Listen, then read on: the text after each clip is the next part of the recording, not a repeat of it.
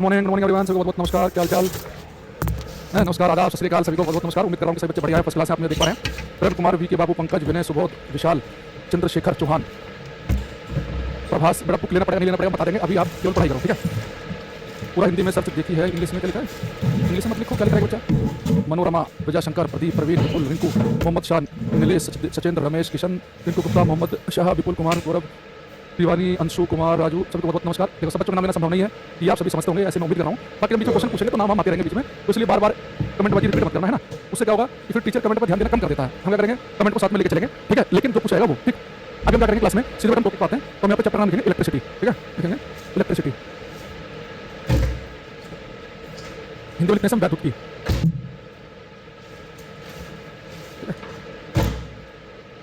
ठीक आने वाली है। शुरुआती जो है देख लो।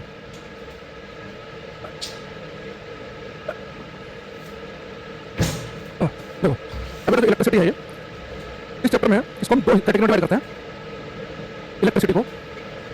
एक हम बोलते हैं स्टैटिक इलेक्ट्रिसिटी, स्टैटिक इलेक्ट्रिसिटी स्थिर वैद्युत की, और एक बेटा हमारे पास होता है करंट इलेक्ट्रिसिटी। करंट या डायनामिक इलेक्ट्रिसिटी भी कहते हैं हम, करंट इलेक्ट्रिसिटी। हिंदी में हम कहते हैं धारा वैद्युत की।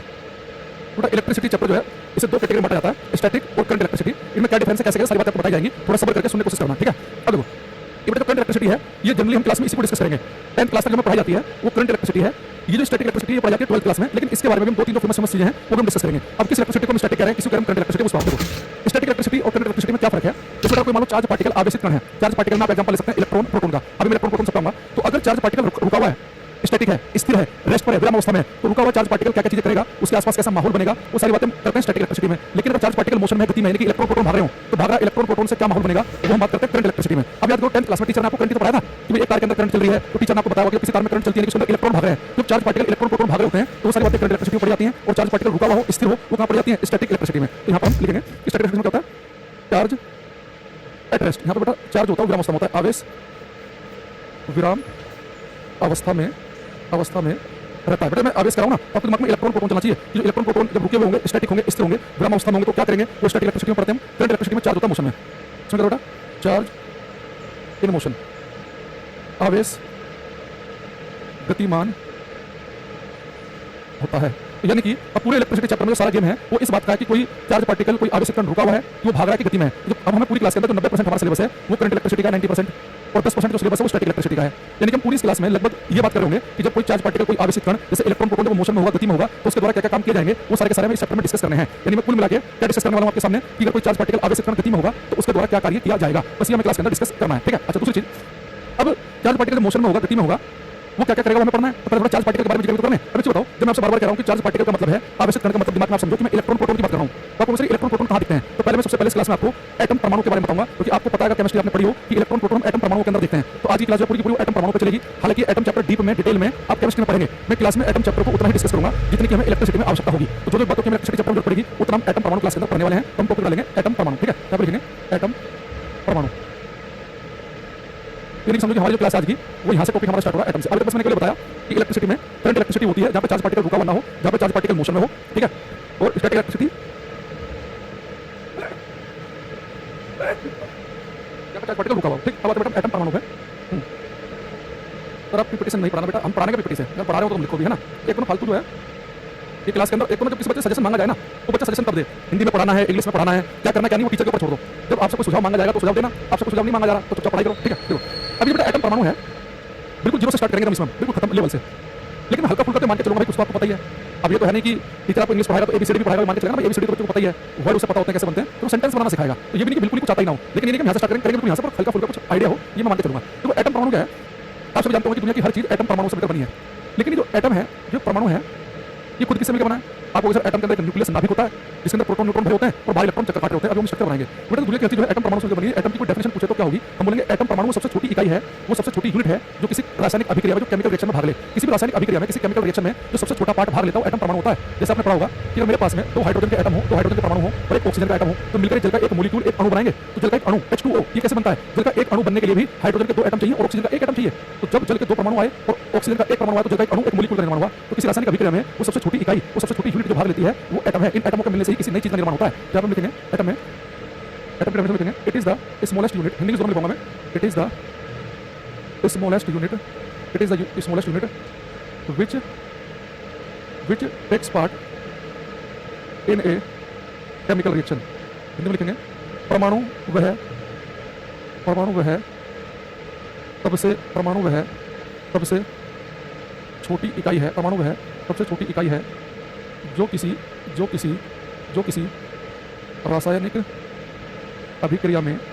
किसी रासायनिक अभिक्रिया में भाग लेती है। बेटा परमाणु क्या है? उसमें छोटी इकाई है जो किसी रासायनिक अभिक्रिया में भाग ले। जैसे मैंने एग्जांपल बताया कि हाइड्रोजन के 2 परमाणु आए और ऑक्सीजन का 1 आया, तो जल के एक अणु, एक मॉलिक्यूल का निर्माण हुआ। तो मॉलिक्यूल अणुओं के अंदर परमाणु जुड़े होते हैं, तो परमाणु के मिलने से अणु बनता है। यानी अणु बड़ी चीज है और परमाणु छोटी चीज है, तो परमाणु मिलेंगे तो किसी मॉलिक्यूल अणु का निर्माण करेंगे। ठीक है, अब जैसे आपको पता होगा कि नाइट्रोजन के 2 एटम आए, नाइट्रोजन का एक अणु बना N2, या ऑक्सीजन के 2 परमाणु आए तो O2 बना, है ना। तो यानी कि ये सब बातें केमिस्ट्री की हैं। अभी हमने क्लास में केवल ये समझा कि सबसे छोटी इकाई जो है वो क्या है? एटम। अभी बेटा जो एटम है इसका स्ट्रक्चर हमें अच्छे समझना है। क्या देखना, एटम में क्या होता है? एक न्यूक्लियस होता है, नाभिक। अभी थोड़ी देर में क्वेश्चन पूछना शुरू करूंगा मैं, अभी ध्यान सुनना। बेटा होता है न्यूक्लियस, नाभिक। और न्यूक्लियस जो होता है परमाणु का सबसे भारी हिस्सा होता है, हैवी पार्ट, न्यूक्लियस, नाभिक। इसके अंदर भरे होते हैं प्रोटॉन और न्यूट्रॉन। तो न्यूक्लियस में प्रोटॉन न्यूट्रॉन रहते हैं और बाहर बेटा अलग अलग कक्षाओं में इलेक्ट्रॉन चक्कर काटते हैं। बाहर इलेक्ट्रॉन चक्कर लगाएंगे। तो मैंने बहुत ही बेसिक सा स्ट्रक्चर आपके सामने बनाया कि न्यूक्लियस, नाभिक के अंदर प्रोटॉन न्यूट्रॉन होंगे, बाहर इलेक्ट्रॉन चक्कर लगाएंगे। आपको क्या होगा क्लास में छींक आ जा रही है, लग रहा मौसम बदलाव की तरफ है ना, गर्म सर्द आजकल ऐसा लग रहा है कि जैसे आंखें भारी भारी होती हैं जुकाम की वजह से, कड़ी सी। देखो अब बेटा न्यूक्लियस में होते हैं प्रोटॉन और न्यूट्रॉन, बाहर इलेक्ट्रॉन चक्कर काटता है। ठीक है, अभी जो इलेक्ट्रॉन चक्कर लगाता है, अगर कोई आपसे पूछे कि जो इलेक्ट्रॉन है इसके ऊपर कितना चार्ज, कितना आवेश होता है, बेटा इलेक्ट्रॉन के ऊपर चार्ज होता है -1.6 गुणा 10 की पावर -19 कूलम। इलेक्ट्रॉन के ऊपर जो चार्ज है वो -1.6 गुणा 10 की पावर -19 कूलम। चार्ज का बेटा मात्रक होता है कूलम, ये एक साइंटिस्ट के नाम पे है।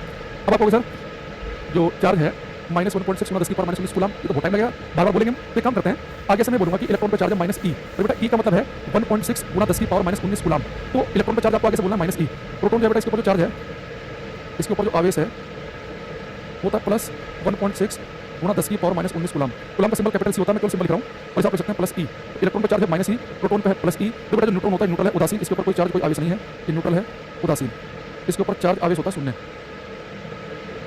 ठीक है, अब आज का मेरा पहला क्वेश्चन देखते हैं कि पहले क्वेश्चन में आप लोग कितने बच्चे सही आंसर देते हैं, कितने गलत।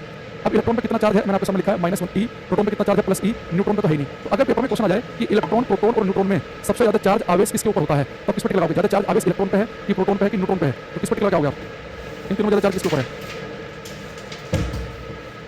प्रभास, बजरंगी, अरे बजरंगी प्रसाद गुप्ता, बैच ले बेटा तूने, तो कितनी पढ़ाई करेगा तू?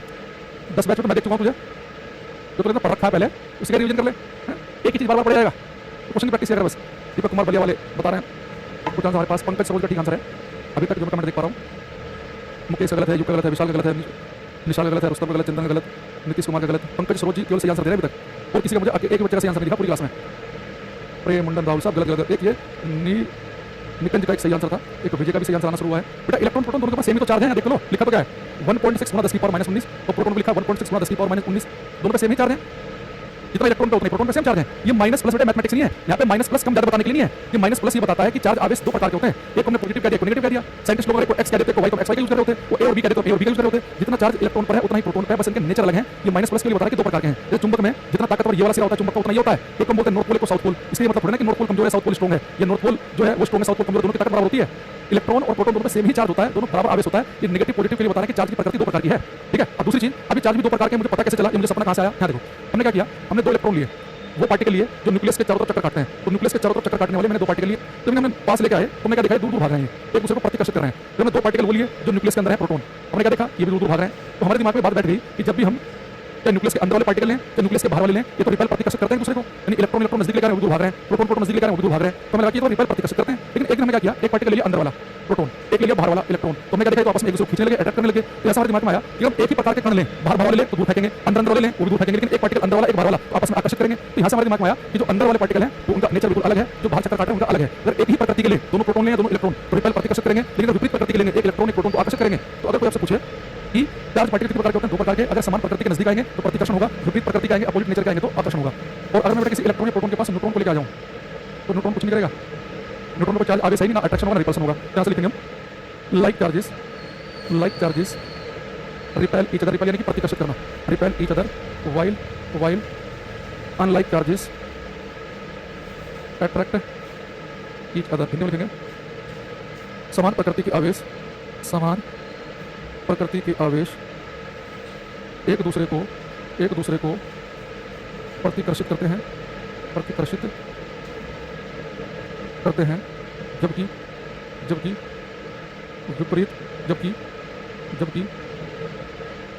विपरीत प्रकृति के आवेश एक दूसरे को आकर्षित करते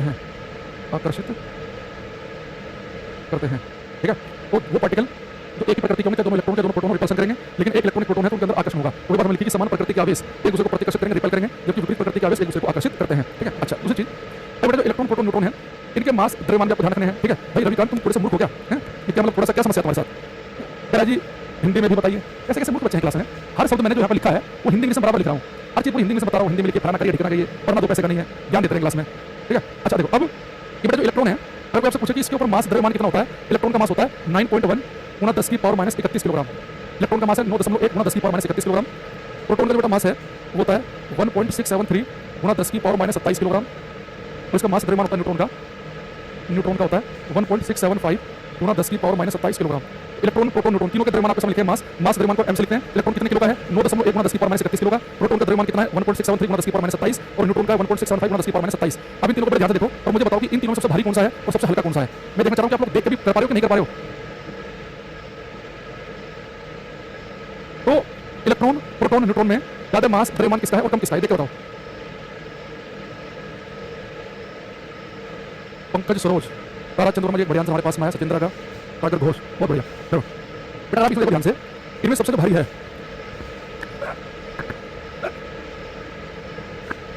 बेटा इसमें ध्यान देखना, इलेक्ट्रॉन, प्रोटॉन, न्यूट्रॉन में सबसे हल्का तो इलेक्ट्रॉन है। 10 की पावर माइनस 31 माइनस में जितनी बड़ी वैल्यू होती है छोटी होती है। इलेक्ट्रॉन सबसे खत्म हल्का एकदम ना के बराबर वजन, तो ये सबसे हल्का हो गया।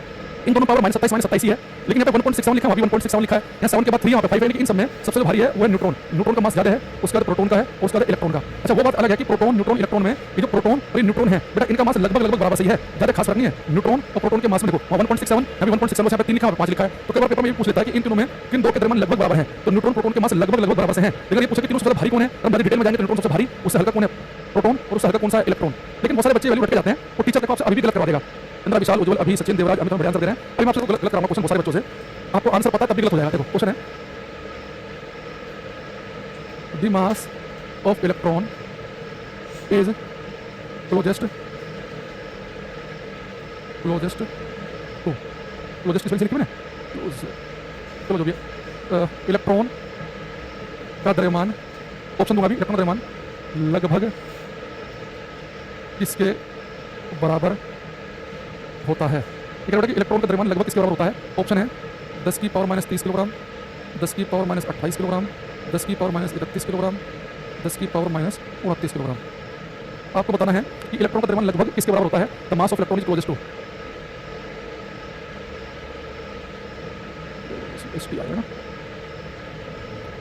इलेक्ट्रॉन का द्रव्यमान लगभग किसके बराबर होता है। तारा चंद्रमा जी का एकदम सही आंसर आया है। अमित का महागलत हो गया है। दीपक कुमार का गलत आंसर है। निधि श्रवण गलत है इनका। बेटा देखो जितने बच्चे इसका आंसर सी ऑप्शन बता रहे हैं उन सबका बिल्कुल गलत है। देखो आपको मैंने जो इलेक्ट्रॉन का मास बताया है वो 10 की पावर माइनस 31 किलोग्राम थोड़ी ना पढ़ाया है। मैंने आपको इलेक्ट्रॉन का मास पढ़ाया है 9.1 गुना 10 की पावर माइनस 31 किलोग्राम। ये तो एक्जेक्ट वैल्यू तो ये है 9.1 गुना 10 की पावर माइनस 31। 10 की पावर माइनस 31 बताया, मैंने तो ये बताया, लेकिन पूछा कि लगभग किसके बराबर। तो जब लगभग पूछेगा तो मुझे बताओ 9.1 को लगभग आप 10 नहीं मान सकते क्या। ये 9.1 को आप 10 मानो, इसे बिल्कुल 1 मानोगे या 10 मानोगे, ज्यादा नजदीक कौन सा 9.1 को, या तो आप 1 मान लो 10 की पावर माइनस 31 आएगा, पर एक ज्यादा अच्छा 10 नहीं मानना क्योंकि 9.1 के 10 ज्यादा नजदीक है। गुना 10 की पावर माइनस 31, 10 की पावर माइनस 30 किलोग्राम ज्यादा है, सही है। ये ऑप्शन ठीक है इसका आंसर। ये ना बेटा फर्क होता है रटने में और समझने में। जो बच्चा पेपर में प्योर रट्टा मार के जाएगा कि इलेक्ट्रॉन का द्रव्यमान 9.1 गुना 10 की पावर माइनस 31 किलोग्राम है, वो क्या करेगा, जैसे इलेक्ट्रॉन का मास पेपर में देखेगा तो 10 की पावर माइनस 31 उसने याद कर रखा है, 10 की पावर माइनस 31 को लगा देगा। लेकिन मैंने समझा उसने लगभग पूछा है तो लगभग वाले केस में 9.1 को लगभग 10 मान सकते हैं। एक 10 यहाँ गया, 10 की पावर माइनस 31, 10 की पावर माइनस 30 बचेगा। तो देखो ऐसा नहीं होता कि जो बच्चों का सिलेक्शन होता है और जिनका नहीं होता, बार नहीं कहते कि बहुत पढ़ाई करता था बच्चा सिलेक्शन हुआ, किस्मत बढ़िया नहीं है, तो उसने पढ़ के गया, उसे पता भी है कि इलेक्ट्रॉन का मास 9.1 गुना 10 की पावर माइनस 31 है, लेकिन क्या हुआ कि वो माइनस 31 चला गया। एक अंडरस्टैंडिंग, एक समझ की कमी है। ऐसा नहीं कि उसने पढ़ाई नहीं की है, पढ़ाई उसने भी की है, ठीक है। तो जो भी सही आंसर दे रहा है 10 की पावर माइनस 30 उनका ठीक है। बाकी इनमें पूछेगा प्रोटॉन और न्यूट्रॉन का 10 की पावर माइनस 27 बताना कि 1.6 है ना, ये कोई 10 के नजदीक तो है नहीं, तो यहाँ पर लगभग पूछेगा तो 10 की पावर माइनस 27 ही काम चल जाएगा आपका। इसमें भी लगभग पूछेगा तो 10 की पावर माइनस 27 ही काम चल जाएगा आपका, लेकिन यहाँ पे होगा 10 की पावर माइनस 30, ठीक है। तो बिल्कुल एग्जाम की अप्रोच के साथ हम पढ़ेंगे। अब यहाँ पर जाओ, ये हमारे पास न्यूक्लियस नाभिक, मैं बता रहा हूँ जितना मैं क्लास में बता रहा हूँ आपने उतना भी केवल तैयार कर लिया ना, बस उतना काफी है, उतने से बात बन जाएगी। अलग अलग किताबें पढ़ने की जरूरत नहीं है कि थ्योरी पढ़ रहे हो। हाँ, प्रैक्टिस करना अलग चीज़ है, क्वेश्चन की प्रैक्टिस तो कितनी भी कर लो उसमें कोई दिक्कत नहीं है, लेकिन थ्योरी वोरी अलग से पढ़ने की बिल्कुल जरूरत नहीं है। यहाँ देखो, ये हमारे पास में एक परमाणु का मैंने स्ट्रक्चर बनाया, न्यूक्लियस में प्रोटॉन और न्यूट्रॉन रहते हैं और बाहर अलग अलग कक्षाओं में इलेक्ट्रॉन चक्कर काटते हैं। आपको ये ठीक है, अलग अलग कक्षाओं में इलेक्ट्रॉन चक्कर काट रहे हैं। लेकिन सर ये बताओ कि ये न्यूक्लियस में प्रोटॉन भरे होते हैं और बाहर अलग अलग कक्षाओं में इलेक्ट्रॉन चक्कर काटते हैं, तो ये बताओ कि न्यूक्लियस में कितने प्रोटॉन और कितने न्यूट्रॉन भरे होते हैं और कितने इलेक्ट्रॉन चक्कर काटेंगे, है ना? ये बेटा पढ़ोगे केमिस्ट्री में, मैम आपको बताएंगे केमिस्ट्री में, या जो भी सर आपको पढ़ा होंगे कि न्यूक्लियस में कितने प्रोटॉन होते हैं, कितने न्यूट्रॉन होते हैं, कितने इलेक्ट्रॉन चक्कर काटेंगे। ये डिपेंड इस बात पे करता है कि जो आपने एटम लिया, परमाणु लिया है, वो किस तत्व का, किस एलिमेंट का लिया है। मान लो कि आपने एटम परमाणु लिया किसका, आपने मान लो कि हीलियम का एटम लिया। मैं एग्जांपल बता रहा हूँ, ये केमिस्ट्री में आप पढ़ेंगे, मैं यहाँ पे हल्का जिक्र कर देता हूँ। जैसे आपने हीलियम एटम लिया, हीलियम का परमाणु, तो याद करो अगर आपने हल्का फुल्का पढ़ाई की है, हल्की फुल्की, तो आपको पता होगा बेटा जो हीलियम होता है इसमें नीचे लिखा होता है 2, ऊपर लिखा होता है 4। ये आपको क्या बताता है बेटा, जो नीचे का नंबर है ना, ये इसे हम कहते हैं परमाणु क्रमांक, एटॉमिक नंबर। ये परमाणु क्रमांक होता है, तो जो एटॉमिक नंबर है, एटॉमिक नंबर, परमाणु क्रमांक, परमाणु क्रमांक, इसका सिंबल होता है जेड। एटॉमिक नंबर कितना है 2। ये बेटा जो ऊपर नंबर होता है हम कहते हैं एटॉमिक मास, परमाणु द्रव्यमान, परमाणु द्रव्यमान। केमिस्ट्री पढ़ाएंगे पढ़ाई में। और ये कितना बेटा 4। अब अगर आपको पता करना हो कि हीलियम का जो न्यूक्लियस होगा, हीलियम का जो नाभिक होगा, उसमें कितने प्रोटॉन कितने न्यूट्रॉन भरे होंगे, तो ये तरीका क्या होता है, जो बेटा परमाणु क्रमांक के नीचे का नंबर लिखा है आपको बताता है प्रोटॉनों की संख्या। तो जितना परमाणु क्रमांक होगा प्रोटॉन उतने होंगे। तो हीलियम में प्रोटॉनों की संख्या कितनी होगी 2। अगर मैं यहाँ पे हीलियम लूं तो यहाँ 2 प्रोटॉन बनेंगे इसके न्यूक्लियस में, 2 प्रोटॉन। अच्छा, न्यूट्रॉन का नंबर कैसे निकालते हैं, न्यूट्रॉन निकालते हैं बेटा इस परमाणु द्रव्यमान में से, ये एटॉमिक नंबर घटा दो, ऊपर में से नीचे वाला घटा दो, यानी A - Z, यानी ऊपर वाला जो नंबर है परमाणु द्रव्यमान में से ये 2 घटाएंगे तो यहाँ पे न्यूट्रॉन कितने आएंगे 2। यहाँ पे प्रोटॉन भी 2 होते हैं, न्यूट्रॉन भी 2 होते हैं। दूसरा, जितनी प्रोटॉन की संख्या होती है उतनी होती है इलेक्ट्रॉनों की संख्या। तो प्रोटॉन 2 है तो इलेक्ट्रॉन भी कितने होंगे 2 होंगे। तो सारी बातें आप केमिस्ट्री पढ़ोगे। अगर हीलियम का एटम है तो हीलियम में कितना होगा प्रोटॉन 2, न्यूट्रॉन के लिए ऊपर में से नीचे घटाएंगे 2, और यहाँ पर जितने प्रोटॉन उतने इलेक्ट्रॉन होते हैं। ऐसा मैं यहाँ पे लिथियम लिख दूं, लिथियम का एटम ले लूं, नीचे लिखा होता है 3 ऊपर 7, तो प्रोटॉन कितने होंगे, नीचे का नंबर कितना है 3, न्यूट्रॉन कितने होंगे ऊपर में से नीचे वाला घटा दो तो कितने आएंगे 4। प्रोटॉन 3 है तो इलेक्ट्रॉन कितने होंगे 3। ये सारी बातें केमिस्ट्री की हैं, उसमें मेरा कोई इंटरेस्ट नहीं है अभी, ठीक है। तो हमारे पास में इसकी जरूरत नहीं है, इसलिए मैं इस बात को अगर आप सोचो कि ये क्यों नहीं बताया आपको, इसे हम स्किप कर देंगे, ठीक है। अब हम आते हैं अपने उतने एटम को पढ़ेंगे जितनी हमें इलेक्ट्रिसिटी में जरूरत पड़ेगी। तो जितना हमें इलेक्ट्रिसिटी में आवश्यकता होगी हम केवल उतने पार्ट को पढ़ेंगे, ठीक है। तो हमें केवल ध्यान रखना है कि न्यूक्लियस में प्रोटॉन और न्यूट्रॉन होते हैं और बाहर इलेक्ट्रॉन चक्कर काट रहे होते हैं, ठीक है। बाहर इलेक्ट्रॉन चक्कर काट रहे होंगे, ठीक। अभी मैंने जो आपको बताया, अब आते हैं प्योर अपने फिजिक्स की तरफ को, क्योंकि हम इसका जिक्र कर क्यों रहे हैं। पहली बात तो ये कि एटम का जिक्र कर क्यों रहे हैं, क्योंकि मैंने कहा कि एटम के अंदर हमें क्या दिखा, न्यूक्लियस में प्रोटॉन और बाहर इलेक्ट्रॉन। इलेक्ट्रॉन पर नेगेटिव चार्ज होता है, प्रोटॉन पर होता है पॉजिटिव चार्ज, और न्यूट्रॉन पर तो होता ही नहीं है, ठीक है। अब हम इनका जिक्र इसलिए कर रहे हैं कि इलेक्ट्रिसिटी चैप्टर सारा का सारा गेम ही इलेक्ट्रॉन प्रोटॉन का है, इसलिए मैं मजबूरी में जिक्र करना पड़ा इनका। और इनके आधार पर कुछ और बातें भी डिस्कस करेंगे क्लास में, तो इसलिए मैं बिल्कुल वही पार्ट उठाऊंगा क्लास में सेलेक्टेड जिसके में इलेक्ट्रिसिटी में जरूरत होगी। अब एक चीज बताऊं मुझे, जैसे मैंने आपको बताया कि प्रोटॉन प्रोटॉन आपस में रिपेल प्रतिकर्षित करते हैं, इलेक्ट्रॉन इलेक्ट्रॉन भी रिपेल प्रतिकर्षित करते हैं, लेकिन इलेक्ट्रॉन प्रोटॉन अट्रैक्ट करते हैं। तो मेरे दिमाग में डाउट भर गया, पता क्या, कि मान लो कि मेरे पास में एक एटम है, परमाणु है, इसके अंदर बहुत सारे प्रोटॉन भरे हुए हैं, बहुत सारे प्रोटॉन हैं, कुछ न्यूट्रॉन भरे हुए हैं, ठीक है, कुछ प्रोटॉन है कुछ न्यूट्रॉन है, ठीक है। और अलग अलग कक्षाओं में इलेक्ट्रॉन चक्कर काट रहे होंगे, ठीक। अब मेरे दिमाग में डाउट ये आया कि भैया बताओ कि जो न्यूक्लियस होता है उसके अंदर तो प्रोटॉन भरे हुए हैं जिनके ऊपर पॉजिटिव चार्ज है, न्यूट्रॉन के ऊपर कोई चार्ज नहीं है। तो एक चीज बताओ कि न्यूट्रॉन तो कुछ करेंगे नहीं, इनके ऊपर चार्ज नहीं है, तो न्यूक्लियस में जो प्रोटॉन भरे होते हैं तो आपस में एक दूसरे को रिपेल प्रतिकर्षित करेंगे। मतलब किसी न्यूक्लियस में 50 प्रोटॉन भरे हैं या 25 प्रोटॉन भरे हैं या 5 भरे हैं, तो प्रोटॉन प्रोटॉन एक दूसरे को रिपेल प्रतिकर्षित करते हैं, प्रोटॉन प्रोटॉन एक दूसरे को रिपेल प्रतिकर्षित करते हैं। तो ये बताओ अगर जो प्रतिकर्षण रिपल्सन है उस रिपल्सन की वजह से प्रोटॉन को तो बाहर निकल जाना चाहिए, जबकि बाहर निकलते तो बड़े मजे के साथ अंदर ही बैठे रहते हैं। तो प्रोटॉन न्यूक्लियस में बड़े आराम से क्यों बैठे रहते हैं, ये प्रतिकर्षण रिपल्सन की वजह से बाहर क्यों नहीं निकलते। ये न्यूक्लियस जो है ये स्टेबल स्थायी क्यों रहता है, जबकि अंदर जो प्रोटॉन भरे हैं उन्हें तो बाहर निकल जाना चाहिए। क्या वजह इसकी, मैंने आपसे कहा कि न्यूक्लियस में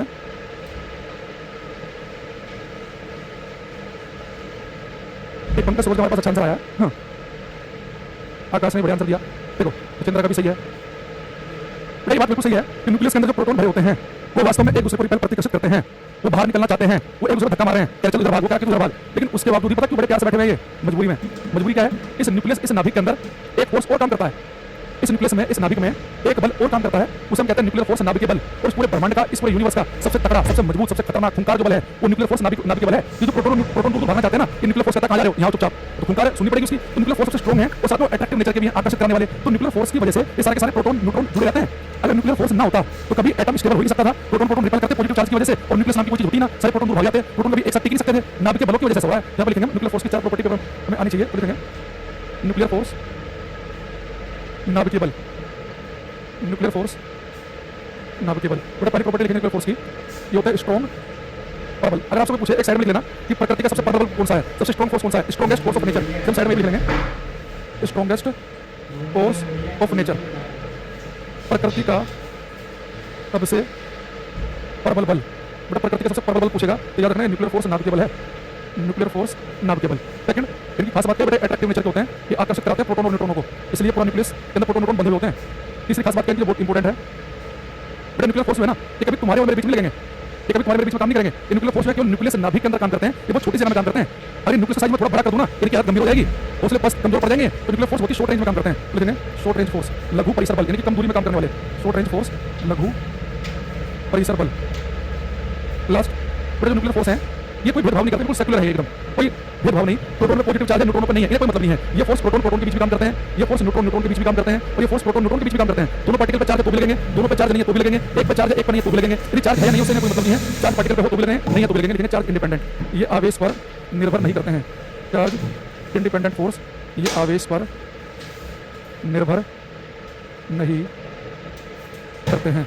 बाबू अगर आपसे पूछूं, अगर आप जो बच्चे सुबह से क्लास में बैठे हुए हैं, मैं उनकी बात कर रहा हूँ 8 बजे वालों की, बाद में जो है उन पर मैं ध्यान नहीं देता, तो गुड मॉर्निंग गुड इवनिंग करते हैं पूरी क्लास में। क्वेश्चन मेरा ये है, अगर आपसे कोई पूछे आज की क्लास के बाद अभी तक की, मुझे बताओ कि इलेक्ट्रॉन के ऊपर ज्यादा आवेश है कि प्रोटॉन के ऊपर है, तो आपको इतना पता होना चाहिए कि इलेक्ट्रॉन प्रोटॉन दोनों के ऊपर सेम चार्ज है, ये नेगेटिव पॉजिटिव बताते हैं कि इनका नेचर प्रकृति अलग अलग है। एक क्वेश्चन आपसे चाहता हूँ। दूसरा मैं चाहता हूँ कि न्यूक्लियर फोर्स है, नाभिक बल, ये प्रकृति के सबसे स्ट्रॉन्ग पावर बल है, ये इतने स्ट्रॉन्ग है, इनसे स्ट्रॉन्ग कोई है ही नहीं, यही सारे प्रोटॉन और न्यूट्रॉन को बांध के रखते हैं। दो बातें हो गई। और एक बात आपको क्या ध्यान रखनी है कि ये जो फोर्स है, न्यूक्लियर फोर्स स्ट्रॉन्ग तो है, लेकिन शॉर्ट रेंज है, अल्प दूरी में काम करते हैं, ये तुम्हारे मेरे बीच में काम नहीं करेंगे, ठीक है। अच्छा, दूसरी चीज, अब जैसे आपको पता चला न्यूक्लियर फोर्स जो है ये बहुत ही छोटी सी रेंज में काम करते हैं न्यूक्लियस के अंदर। अब वो न्यूक्लियस जो है उसका साइज अगर कोई आपसे पूछ ले कि जो नाभिक है इसका साइज जो है अभी तो बहुत छोटा होगा, इसे हम किलोमीटर मीटर में तो नाप नहीं सकते, तो कोई आपसे पूछे कि जो न्यूक्लियस के साइज होते हैं वो किस में नापे जाते हैं, नाभिक के आकार नापने के लिए कौन सा मात्रक सही रहेगा। एक चीज बताओ, अगर मुझे अपने यहाँ से लेके मुझे मान लो कि पटना तक की दूरी नापनी हो, तो पटना तक की दूरी में सेंटीमीटर में नापूंगा नहीं, बड़ा गंदा लगेगा, इतने करोड़ सेंटीमीटर बन गए। तो हम लंबी दूरी को किलोमीटर में नापते हैं, थोड़ी छोटी सी दूरी होती है तो मीटर में नाप लेते हैं, और छोटी हो तो सेंटीमीटर में नापते हैं, और छोटी हो तो मिलीमीटर में नापते हैं, और छोटी हो तो माइक्रोमीटर में नापते हैं, लेकिन नाभिक के साइज बहुत छोटे होते हैं, इनके लिए हम किसका यूज करते हैं। ये बच्चे ने लिखा नैनोमीटर गलत है बेटा, न्यूक्लियस का साइज है, ये बहुत सारे बच्चे बहुत अच्छा आंसर दे रहे हैं, तिवारी जी, बजरंगी, चंद्रशेखर, ऋषि, नितिन, राम प्रसाद, नवीन, भूपेंद्र सिंह। बेटा नाभिक के जो आकार हैं ये नापे जाते हैं फर्मी में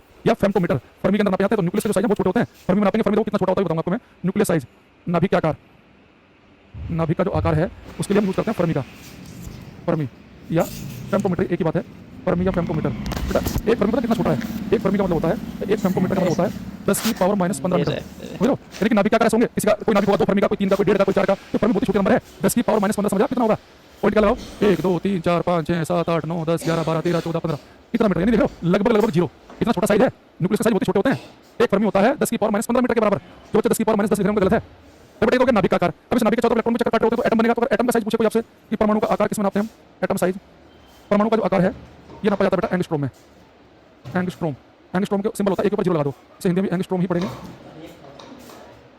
और एक एंगस्ट्रॉम किसके बराबर होता है, 10 की पावर -10 मीटर के, एंगस्ट्रॉम का साइज आएगा तो 10 की पावर -10, और एक फर्मी पूछे किसके बराबर, 10 की पावर -15। ये बड़ा फेमस क्वेश्चन है कि नाभिक के आकार किसमें नापे जाते हैं, बहुत आया हुआ पेपर में, एसएससी का तो फेवरेट रहा है एक जमाने में। तो नाभिक के आकार फर्मी में और एटम का एंगस्ट्रॉम में, बहुत सारे बच्चे एंगस्ट्रॉम पे टिक लगा देते हैं हमेशा, एंगस्ट्रॉम पे टिक तभी लगाना है अगर आपसे परमाणु का आकार पूछे, तो परमाणु का आकार पूछेगा तो आप इस पर टिक लगाएंगे, परमाणु का आकार, ठीक है, एटम का साइज एंगस्ट्रॉम में, ठीक। अब हमें पता चल गया कि भाई न्यूक्लियर फोर्स जो है, नाभिक बल जो है, उनके बारे में पता चल गया कि नाभिक बल स्ट्रॉन्ग है, न्यूक्लियस के अंदर लगेंगे, न्यूक्लियस छोटे साइज का होता है, इतना छोटा होता है कि फर्मी में नापना पड़ेगा उसे हमें। पूरे एटम के साइज की बात करें तो एंगस्ट्रॉम में नापेंगे। इलेक्ट्रॉन प्रोटॉन न्यूट्रॉन में से न्यूट्रॉन सबसे हैवी है, इलेक्ट्रॉन सबसे हल्का है, चार्ज इलेक्ट्रॉन प्रोटॉन पर सेम होता है। ये मोटा मोटी हमने कुछ बातें डिस्कस की। अब आते हैं धीरे धीरे और उस चीज़ की तरफ को जो मुझे हेल्प करेगा फिजिक्स के अंदर इलेक्ट्रिसिटी पढ़ते समय। बेटा आपसे कोई पूछे कि जो इलेक्ट्रॉन है, जो न्यूक्लियस नाभिक के चक्कर काट रहा है, इस इलेक्ट्रॉन की टोटल एनर्जी, कुल ऊर्जा कितनी होती है, ये पेपर में आया हुआ है। तो इसकी टोटल एनर्जी कितनी होती है, पॉजिटिव नेगेटिव की जीरो, आप किस पर टिक लगाओगे। ट्वेंटी का पेपर कब तक होगा, काश मैं रेल मंत्री होता या रेलवे बोर्ड का चेयरमैन होता तो आपको बता पाता। जब मेरे पास कोई अथॉरिटी नहीं है तो मैं आपको कैसे बताऊं, इसलिए मैं तुक्का ही मारूंगा। अगर कोई व्यक्ति आपको बता रहा है कि रेलवे का पेपर तब हो जाएगा तो तुक्का मार रहा है वो, तो रेलवे बोर्ड का चेयरमैन हो। एक बच्चा कहता है प्रोटॉन इलेक्ट्रॉन को आकर्षण करता है तो इलेक्ट्रॉन को नाभिक में चला जाना चाहिए, नहीं बेटा इलेक्ट्रॉन जो है ना ये इसके चारों तरफ भाग रहा है, घूम रहा है, इसके पास एक स्पीड है, रुका हुआ होता तो अंदर गिर जाता है, ये भाग रहा है तो लगातार इसके चक्कर काट रहा है, ये चक्कर काट रहा है ना। जब मैं आपको सर्कुलर मोशन पढ़ाऊंगा वृत्त गति या चक्कर सैटेलाइट, अगर आपकी क्लास में नहीं हुआ मान लो सैटेलाइट, तो हम पढ़ेंगे जो इसके चारों चक्कर काट रहा है ना, उसे चक्कर काटने के लिए सेंट्रीपिटल फोर्स अभी केंद्र बल चाहिए, वो प्रोटॉनों के अट्रैक्शन से मिल रहा है इसे। तो बातें होंगी बाद में चल गई अभी, ठीक है। अब देखो ये बेटा प्रोटॉन और न्यूट्रॉन भरे हुए न्यूक्लियस में बाहर इलेक्ट्रॉन चक्कर काट रहा है, ये जो इलेक्ट्रॉन चक्कर काट रहा है इसके चारों तरफ, इसकी टोटल एनर्जी बेटा नेगेटिव होती है, ऋणात्मक। जितने बच्चे जीरो लिखने में गलत है और पॉजिटिव वाला को तो महागलत है। आप इनसे जो इलेक्ट्रॉन चक्कर काट रहा है इसकी ऊर्जा, इसकी एनर्जी नेगेटिव, इसका मतलब क्या है। अगर पूरी फिजिक्स में हम कभी आपसे कह दें कि कोई पार्टिकल है उसकी एनर्जी नेगेटिव है, तो इसका मतलब ये होता है कि जिसकी एनर्जी नेगेटिव बताई गई है वो पार्टिकल फ्री नहीं है, वो अपने मन से कहीं भी नहीं भाग सकता, वो बेचारा बंधा हुआ है। यानी समझो कि गुलाम एक तरीके से, जैसे इलेक्ट्रॉन है लगातार न्यूक्लियस चक्कर काट रहा है, इस प्रोटॉन के अट्रैक्शन की वजह से इसी के चक्कर काटा जा रहा है। तो अगर कोई पार्टिकल बंधा हुआ उसकी टोटल एनर्जी फिक्स होती है नेगेटिव। जैसे सैटेलाइट उपग्रह होते हैं धरती के चक्कर काट रहे होते हैं, उनकी टोटल एनर्जी कैसी होती है नेगेटिव। धरती सूर्य के चक्कर काटे, धरती की टोटल एनर्जी कैसी नेगेटिव, बंधी हुई है, बाउंडेड है। तो बाउंडेड स्टेट के लिए, बंधी हुई अवस्थाओं के लिए टोटल एनर्जी नेगेटिव। जब सैटेलाइट की टोटल एनर्जी पूछे धरती के चक्कर काट रहा है पेपर में, या इलेक्ट्रॉन की पूछे जो न्यूक्लियस के चक्कर काट रहा है, ठीक है, यहाँ पर लिखेंगे हम for a bounded state, for a bounded state total energy always remains negative. किसी बंधी हुई अवस्था के लिए, किसी बंधी हुई अवस्था के लिए, किसी बंधी हुई अवस्था के लिए कुल ऊर्जा हमेशा ऋणात्मक होती है। For example total energy of an electron which is revolving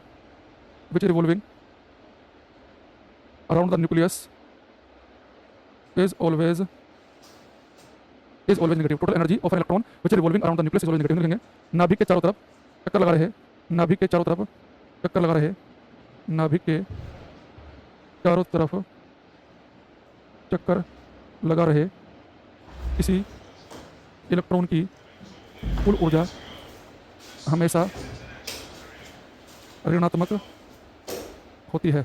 नाभिक के चारों तरफ चक्कर लगा रहे किसी इलेक्ट्रॉन की कुल ऊर्जा हमेशा ऋणात्मक होती है। ठीक है, अब एक चीज समझो, अगर मान लो कोई इलेक्ट्रॉन नाभिक के चक्कर काट रहा है, इसकी टोटल एनर्जी मान लो कि -20 जूल है नेगेटिव, और इतनी एनर्जी से बेटा बाहर से मिल जाए, मान लो कि बाहर से कुछ एनर्जी मिल गई टेंपरेचर तापमान की वजह से, बाहर से कुछ एनर्जी मिली तो हम कहते हैं तापीय ऊर्जा थर्मल एनर्जी जो टेंपरेचर की वजह से मिले। अब मान लो बाहर से उतनी एनर्जी मिल जाए, अब इसकी एनर्जी नेगेटिव रहेगी नहीं, मान लो इसकी एनर्जी थी -20 जूल और बल्कि आपने 25 जूल दे दी, तो -20 जूल थी, आपने दी 25 जूल तो +5 बची, अब इसकी एनर्जी होगी पॉजिटिव, अभी बाहर निकल के आ जाएगा, अभी बंधा नहीं रहेगा, अभी इलेक्ट्रॉन जो है फ्री हो जाएगा, अब ये न्यूक्लियस से चक्कर नहीं काटेगा, अभी बाहर निकल जाएगा परमाणु से, अब इसका मन जहां करेगा पूरे पदार्थ में वहां भागेगा। अब भाई साहब अब मैं हो गया हूं फ्री, अब मेरा 15 अगस्त आ गया है, तो किसी इलेक्ट्रॉन का 15 अगस्त कब आता है? किसी इलेक्ट्रॉन का 15 अगस्त तब आएगा जब वो न्यूक्लियस चक्कर जब काटा था, जितनी उसके पास नेगेटिव एनर्जी थी और उतनी एनर्जी उसे बाहर से मिल जाए, तो उसकी एनर्जी नेगेटिव नहीं रहेगी, वो तुरंत बाहर निकल जाएगा। अगर मान लो कि उसकी एनर्जी थी -20 जूल, उसमें 50 जूल, तो -20 गई +30 आ गई तो बाहर निकल के बहुत तेज भागेगा। मान लो कि मिली 21 जूल, तो -20 तो थी, 1 जूल बची पॉजिटिव, तो हल्का फुल्का स्पीड से बाहर भागेगा। तो अगर कोई भी इलेक्ट्रॉन जो है उसे फ्री होना है, मुक्त होना है, इंडिपेंडेंट होना है, अपना स्वतंत्रता दिवस मनाना है, तो उसे क्या करना पड़ेगा? जितनी एनर्जी जब चक्कर काटा था, जितनी उसकी नेगेटिव एनर्जी थी और उतनी एनर्जी बाहर से मिल जाए, तो इलेक्ट्रॉन बाहर निकल जाएगा, तो कहलाएगा फ्री इलेक्ट्रॉन, मुक्त इलेक्ट्रॉन। बेटा फ्री इलेक्ट्रॉन के चक्कर में जितनी कहानी सुननी पड़ेगी पिछले 50 मिनट से आपको पूरे इलेक्ट्रिसिटी चैप्टर में, ये फ्री इलेक्ट्रॉन ही है जिसके ऊपर चैप्टर घूमेगा। जब मैं आपसे कहूंगा कि कार में करंट चल रही है, तो मैं आपको बताऊंगा कार में करंट चलने का मतलब है उसके अंदर इलेक्ट्रॉन भाग रहे हैं। कौन से इलेक्ट्रॉन भागेंगे? वो फ्री इलेक्ट्रॉन, जो इलेक्ट्रॉन फ्री हो चुका है, जो बाहर निकल चुका है एटम से, जो न्यूक्लियस के चक्कर नहीं काट रहा है, इस फ्री इलेक्ट्रॉन के भागने से करंट बनती है। तो फ्री इलेक्ट्रॉन क्या होते हैं? अगर -20 जूल ही मिलेगा एग्जैक्ट तो भी बाहर आ जाएगा वो, और अगर करंट एनर्जी उतनी होगी तो स्पीड से दौड़ भागेगा और वो बाहर जरूर निकल जाएगा। तो लिखेंगे हम कि फ्री इलेक्ट्रॉन बेटा कौन सा इलेक्ट्रॉन होता है? फ्री इलेक्ट्रॉन, मुक्त electron, electron which is not bound, electron which is not bound with atom is called free electron। वह इलेक्ट्रॉन जो परमाणु से बंधा हुआ नहीं होता है, मुक्त इलेक्ट्रॉन कहलाता है। मुक्त इलेक्ट्रॉन ना वो इलेक्ट्रॉन परमाणु से बंधा नहीं है, पता है? जैसे मान लो बेटा कोई पदार्थ है, आपको पता है कि दुनिया की हर चीज एटम से मिलकर बनी है परमाणु से, तो ये जो पदार्थ है ये एटम से मिलकर बना है। इन एटम के बीच में गैप होता है, बहुत हल्का सा गैप होता है, मैंने ज़्यादा दिखाया समझाने के लिए। तो दुनिया की हर चीज एटम से मिलकर बनी होती है और एटम के बीच में स्पेसिंग होती है, गैप रहता है। अभी बेटा जो एटम है इसके अंदर वो न्यूक्लियस नाभिक, ये जो हरे कलर का बना रहा हूं मैं, ये न्यूक्लियस है, इसके अंदर प्रोटॉन न्यूट्रॉन भरे हुए हैं, ये हरे कलर का नाभिक। अब बेटा एक बात समझना से बच्चे ध्यान से, अभी पहले देखो ये हरे कलर का न्यूक्लियस है, इलेक्ट्रॉन चक्कर काट रहे हैं, बेटा सबसे बाहर वाली कक्षा का जो इलेक्ट्रॉन है, मान लो कि इसमें से कोई इलेक्ट्रॉन बाहर आ गया, फ्री इलेक्ट्रॉन बन गया। अब जो इलेक्ट्रॉन फ्री इलेक्ट्रॉन बाहर आ गया ना, अब इसके मजे आगे ये पूरे पदार्थ में जो एटमों के बीच में गैप है ना, इस गैप से कहीं भी भाग सकता है। ये भाग तो टक्कर मारेगा, टक्कर मार के इधर आएगा, मान लो गैप से निकल गया, इधर आ गया, टक्कर मार के फिर चला गया, फिर टक्कर लगी, फिर चला गया, ये पूरे पदार्थ में कहीं भी घूम सकता है, इसका मन करेगा पूरे पदार्थ के अंदर। तो फ्री इलेक्ट्रॉन है जो इस हरे से न्यूक्लियस के चारों चक्कर ना काट के तो एटम से एक बार बाहर निकल गया, अब पूरे पदार्थ के लिए फ्री हो गया, कहीं भी भाग सकता है। मान लो कि एक फ्री इलेक्ट्रॉन इस वाले यहाँ से बाहर निकल गया, तो ये इलेक्ट्रॉन जहाँ भी इसका मन करेगा ये भागेगा, पूरे पदार्थ में टक्कर मारते हुए भाग रहा होगा। तो फ्री इलेक्ट्रॉन होते हैं जो एटम से नहीं बंधे होते हैं, जो न्यूक्लियस के चक्कर नहीं काट रहे होते हैं। ठीक है, अब आपको इधर जो फ्री इलेक्ट्रॉन है बाहर निकल गया, ये इसकी डेफिनेशन लिखने की जरूरत नहीं है, तो मैंने समझ जाता है कि वो इलेक्ट्रॉन जो बंधा हुआ नहीं है, जो बाहर निकलेगा वो तो फ्री कहलाएगा। ये आपने क्यों बताया? इस फ्री इलेक्ट्रॉन के आधार पर हम 3 बातें क्लास में पढ़ेंगे। सबसे पहले पढ़ेंगे कंडक्टर सुचालक, लिखेंगे कंडक्टर सुचालक।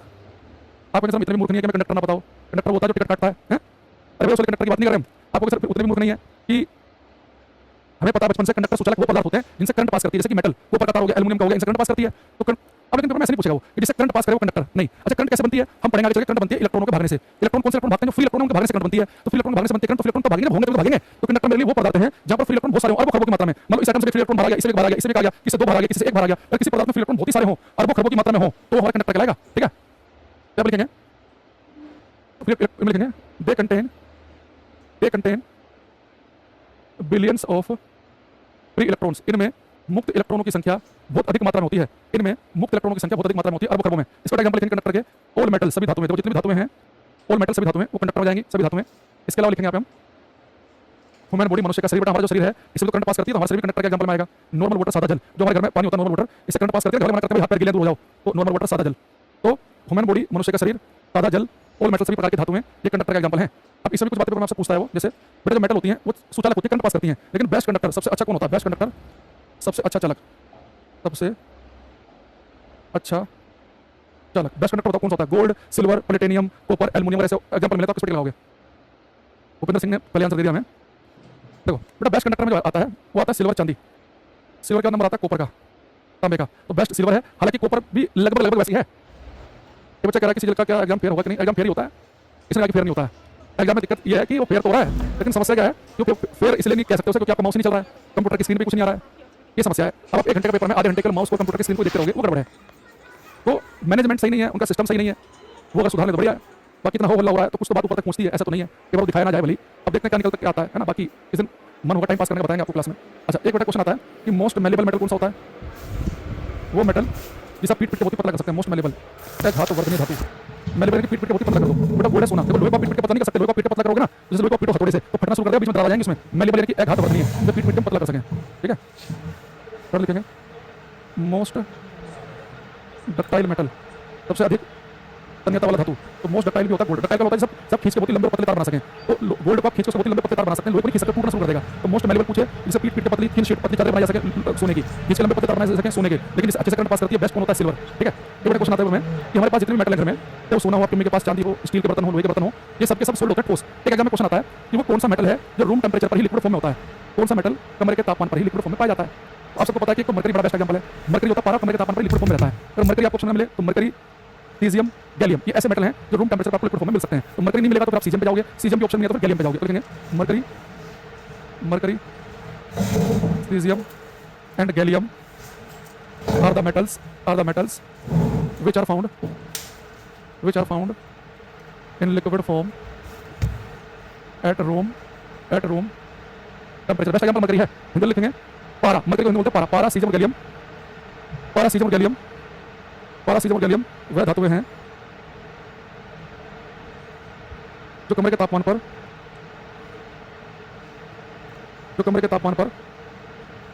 तरल अवस्था में पाए जाते हैं। पारा, सीजियम और गैलियम वह धातुएं हैं जो कमरे के तापमान पर तरल अवस्था में पाए जाते हैं।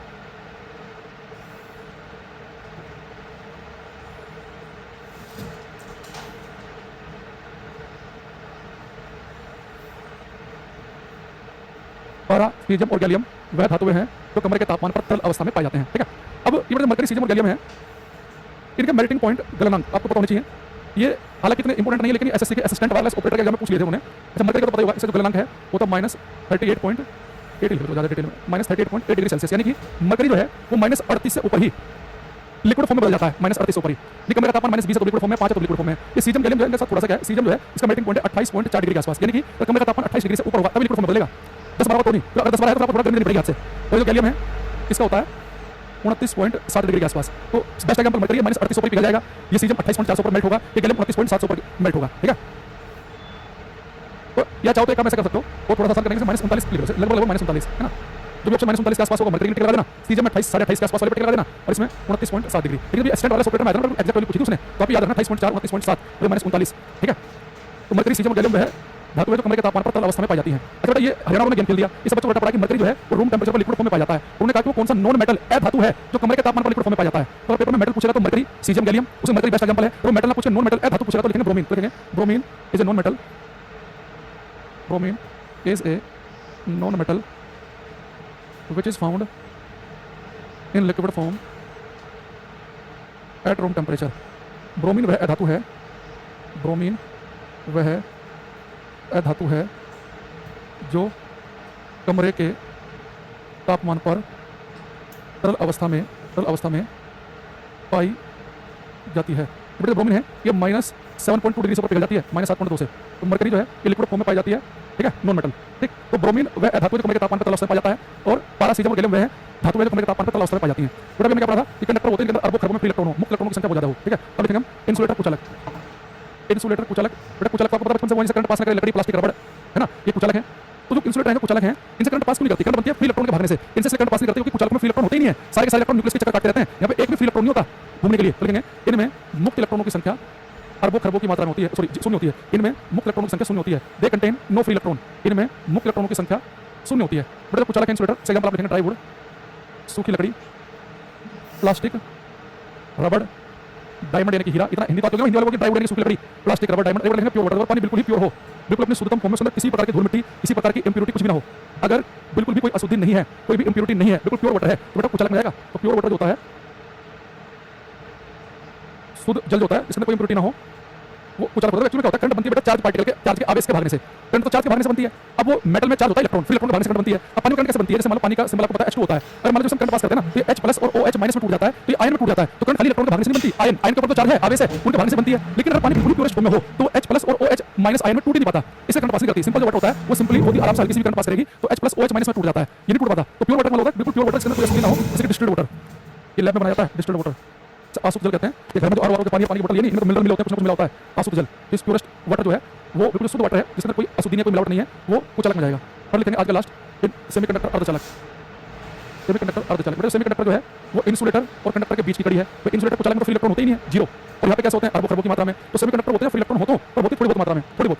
जैसे कि मान लो कि कोई पदार्थ है कोई, और उसमें करोड़ों एटम में से किसी एक एटम ने फ्री इलेक्ट्रॉन दिया, फिर अगले करोड़ों एटम में से किसी एक ने फ्री इलेक्ट्रॉन दिया। फ्री इलेक्ट्रॉन होंगे पर बहुत ही कम, हर एक एटम से फ्री इलेक्ट्रॉन निकलेगा मेटल की तरह, होंगे पर गिने चुने मात्रा में होंगे। यहाँ पे लिखेंगे they contain very few free electron, they contain very few free electrons. इनमें मुक्त इलेक्ट्रॉनों की संख्या कम मात्रा में होती है, इनमें मुक्त इलेक्ट्रॉनों की संख्या कम मात्रा में होती है। इसके फेमस एग्जांपल लिखेंगे सिलिकॉन और जर्मेनियम। Silicon germanium. अभी प्रधानमंत्री ने बोला है कि हम भारत अपना खुद का सेमीकंडक्टर चिप बना लेगा इस साल के एंड तक। इस समय दुनिया में आपकी वैल्यू कितनी है, वो एक जमाने में जैसे आपने सुना तेल किसके पास है, उनकी बड़ी वैल्यू बनी, पैसा कमाया बढ़िया। अब किसके पास सेमीकंडक्टर, उसकी। तो भारत जो है अपनी सेमीकंडक्टर चिप बनाने की तरफ जा रहा है। और इनका पता आपको चिप जो है होते हैं, कंप्यूटर हो, मोबाइल हो, डेस्कटॉप हो, लैपटॉप हो, मिसाइलें हो, जहाज हो, जितने भी इलेक्ट्रॉनिक डिवाइस हैं उन सब में चिप का यूज किया जाता है। तो भारत अपना खुद का चिप इस साल के एंड तक डेवलप कर लेगा। दुनिया में सबसे जो नैनो चिप है, छोटी मात्रा की जो चिप है, वो सब ताइवान में बनाई जाती है ज़्यादातर। ताइवान बहुत बड़ा हब है इसका। अब भारत जो स्टार्ट करेगा, हो सकता है कि शुरुआत में अपनी छोटी ना बनाए, तो धीरे धीरे शुरुआत तो करनी पड़ेगी। तो इससे क्वेश्चन आ सकता है। इस सेमीकंडक्टर इलेक्ट्रॉन का मात्रा में होते हैं, सिलिकॉन जर्मेनियम इसका फेमस एग्जांपल है। अब देखो आप सब लोग इलेक्ट्रिसिटी पढ़ने के लायक हो चुके हैं।